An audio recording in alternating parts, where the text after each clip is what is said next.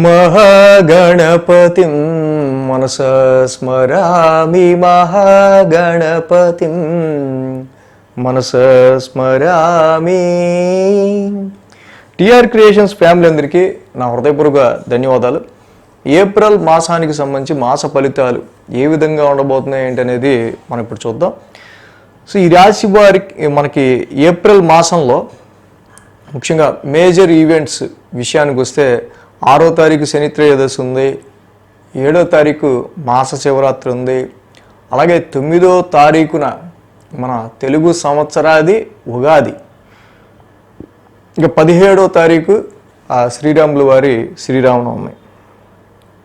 ఇక ఈ మాసంలో మనం మేజర్ ట్రాన్సిట్ చేంజెస్ విషయానికి వస్తే గమనించదగిన విషయాలు ఏంటంటే లాంగ్ టర్మ్ ప్లానెట్స్ రాహువు, కేతువు, గురుడు, శని.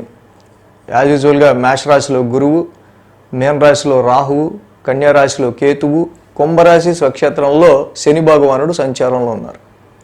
ఇక మాసగ్రహాల యొక్క మూమెంట్ కనుక మనం చూస్తే శుక్రుడు 1వ తారీఖు నుంచి ఉచ్చ స్థితిలోకి మీన రాశిలోకి వస్తున్నారు. బుధుడు మేషంలో వక్రించి 1వ తారీఖు నుంచి 10వ తారీఖున మళ్ళీ తిరిగి మీన రాశిలోకి వస్తున్నారు. రవి 14వ తారీఖు వరకు మీనంలోను, తర్వాత ఉచ్చ స్థితిలో మేషంలోనూ ఉంటున్నారు. ఇక కుజ భగవానుడు కుంభరాశి శత్రుక్షేత్రంలోనే ఉంటూ ఉన్నారు 23వ తారీఖు దాకా. 23 తర్వాత కుజుడు మీనరాశిలోకి వస్తున్నారు. ఇక ఏప్రిల్ 25న శుక్రుడు ఉచ్చులో ఉన్నారని చెప్పుకున్నాం కదా, ఆయన కూడా మేషంలోకి మారుతూ ఉన్నారు.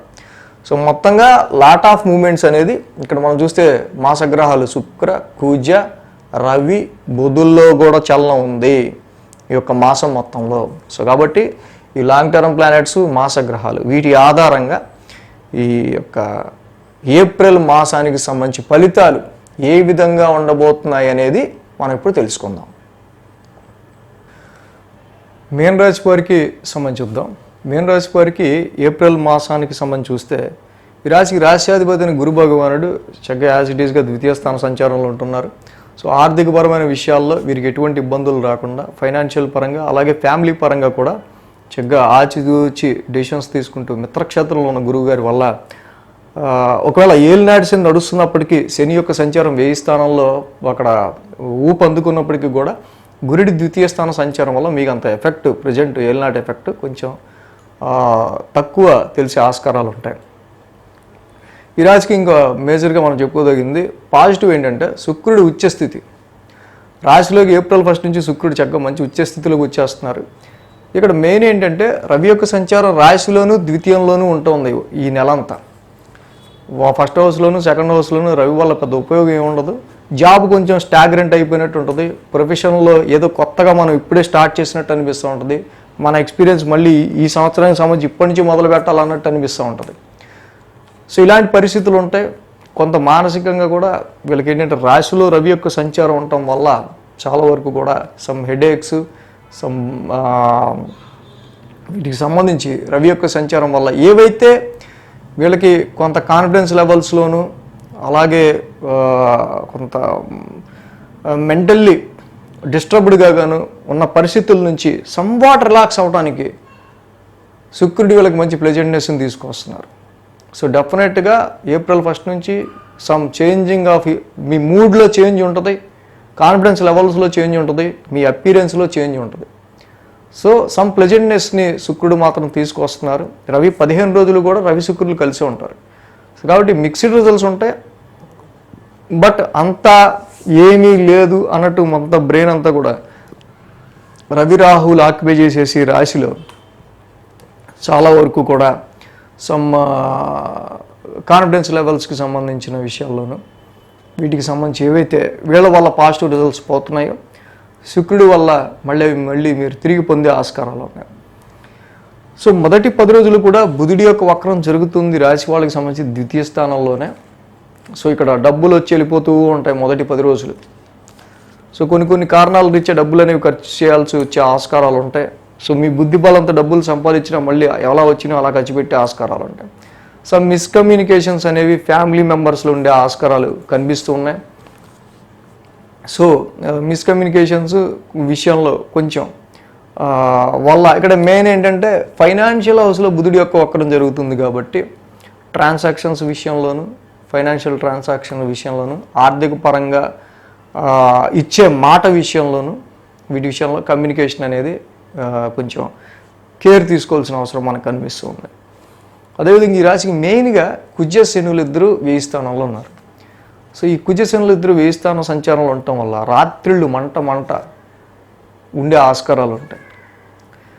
సో ఇక్కడ ఎప్పుడైతే కుజుడు కూడా శనితో కలిసి శత్రుక్షేత్రంలో ఉన్నారో కొన్ని ఖర్చులు ఫ్యామిలీ పరంగా కావచ్చు, దూర ప్రయాణాలు రీత్యా కావచ్చు, సో నైట్ టైం కొంచెం డిస్టర్బ్డ్ ఇది కావచ్చు ఉండే ఆస్కారాలు ఉన్నాయి. బట్ బూజర్స్ ఎవరైతే డ్రింకర్స్ ఈ తాగుడు అనేది ఏదైతే ఉందో కుజశనుల యొక్క యుతి మాత్రం 1000 స్థాన సంచారంలో ఉన్నప్పుడు కాన్షియస్గా ఉండాల్సిన అవసరం ఉంది. ఇది వీటి విషయంలో చాలా జాగ్రత్త తీసుకోవాలి. అది మాత్రం మర్చిపోవద్దు. 1000 స్థానంలో కుజశనులు ఉన్నప్పుడు కాన్షియస్గా చాలా సబ్కాన్షియస్ మైండ్ చాలా స్ట్రాంగ్గా ఉండాలి, పనిచేయాలి. సో దీనివల్ల ఎప్పుడు ఇబ్బంది రావచ్చు అనేది మన వీక్లీ రాశి ఫలాల్లో ఆ ట్రాన్సిట్ జరుగుతున్నప్పుడు చెప్పుకుంటాం కాబట్టి ఇంకొంచెం అలర్ట్ అవ్వచ్చు. కాబట్టి సబ్స్క్రైబ్ చేయని వాళ్ళు చేసుకుంటే అది కూడా ఫాలో అవుతుంటే తెలుస్తుంది ఇంకా మీకు బాగా. సో ఆల్రెడీ ఈ రాశికి సప్తమంలో కేతు ఉన్నాడు. 10వ తారీఖు తర్వాత నీచిలోకి మళ్ళీ బుధుడు కూడా వస్తున్నారు. సో ఇక్కడ కొన్ని బిజినెస్ కాంట్రాక్ట్స్ వల్ల, బిజినెస్ పీపుల్ వల్ల, బిజినెస్ పార్ట్నర్స్ వల్ల, కొత్తగా మీకు కాంటాక్ట్ అయ్యే పార్ట్నర్షిప్స్ వల్ల కానీ, కాంటాక్ట్ అయ్యే వాళ్ళ వల్ల కానీ, మిమ్మల్ని అప్రోచ్ అయ్యే వాళ్ళ వల్ల కానీ మీకు అంత ఉపయోగం ఉండకపోవచ్చు. సో మ్యారిటల్ మ్యాచెస్ చూసే విషయంలో కూడా not considering that much good. నేను నీచిలోకి వస్తున్నాడు బుధుడు, పైగా సప్తమంలో కేతు ఉన్నాడు ఇక్కడ. సో కాబట్టి బిజినెస్ రిలేటెడ్గా తీసుకునే విషయాల్లో మాత్రం అంతగా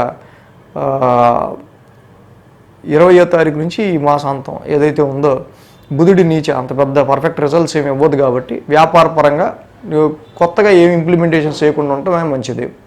సో ఫైనాన్షియల్గా ఎటువంటి ఇబ్బంది లేదు. ఇక హెల్త్ పరంగా మనం కనుక తీసుకున్నట్లయితే ఈ మీన రాశి వాళ్ళకి సంబంధించి కుజశనులే 1000 స్థానం నుంచి డైరెక్ట్ ఆస్పెక్ట్ 6th హౌస్ మీద చూస్తూ ఉన్నారు కాబట్టి సో కొంతవరకు ఆరోగ్యపరమైన విషయాల్లో కూడా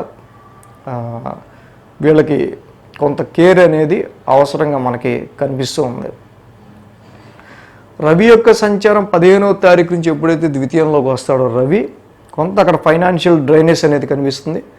కుటుంబ రీత్యా ఎదురయ్యే సమ్ ఇష్యూస్ రీత్యా కొన్ని ఖర్చులు అనేవి 15వ తారీఖు నుంచి ఉండే ఆస్కారాలు ఉన్నాయి.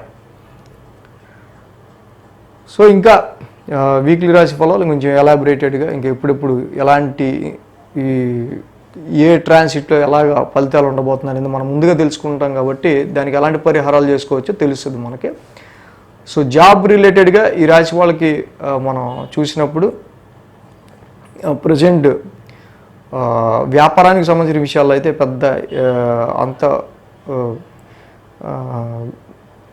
పెద్ద పాజిటివ్ సిగ్నల్స్ అని కాదు, కానీ బట్ ప్రొఫెషన్ పరంగా చూస్తే పర్వాలేదు. సో గురువు గారి యొక్క సంచారం వీళ్ళకి బాగానే బెనిఫిషియల్గానే ఉంది కాబట్టి. సో మేజర్గా ఏంటంటే కుజశనుల యొక్క యుతి ఏదైతే 1000 స్థానాల్లో ఉందో తప్పకుండా కుజుడికి మాత్రం ఇక్కడ సుబ్రహ్మణ్య కరావలంబ స్తోత్రం చదువుకోవడం చాలా మంచి రెమెడీ. అది ప్రతి శనివారం శనికి తైలాభిషేకం చేసుకోవడం అనేది ఒకటి చాలా పెద్ద రెమెడీ. 15వ తారీఖు తర్వాత నుంచి రవి ద్వితీయంలోకి రావటం వల్ల ఫ్యామిలీ పరంగా వచ్చే ఇష్యూస్ ఏవైతే ఉన్నాయో దానికి సంబంధించి జపా కుసుమ సంకాసం రవి నవగ్రహ శాంతి మంత్రం చదువుకోవటం. సో ఈ పర్టికులర్గా వీటిలన్నింటిని మీరు అనుసరిస్తూ ఉంటే ఓహో ఈ విషయాల్లో జాగ్రత్త తీసుకోవాలని అర్థమవుతుంది. ఈ మంత్ మొత్తం ఏ వారంలో ఏది ఎఫెక్ట్ అనేది వీక్లీ రాశి ఫలాల్లో అర్థమవుతుంది. సో ఆ వారానికి సంబంధించి ఆ రెమెడీ గట్టిగా చేసుకోవాలి, చేసుకుంటే బాగుంటుంది, ఇంకా బెటర్మెంట్గా ఉంటుంది. So thanks for watching TR creations. ధన్యవాదాలు. ఈ వీడియో కనుక మీకు నచ్చినట్లయితే లైక్ చేయండి, షేర్ చేయండి. మరిన్ని అప్డేట్స్ కోసం సబ్స్క్రైబ్ చేయడం మాత్రం మర్చిపోకండి.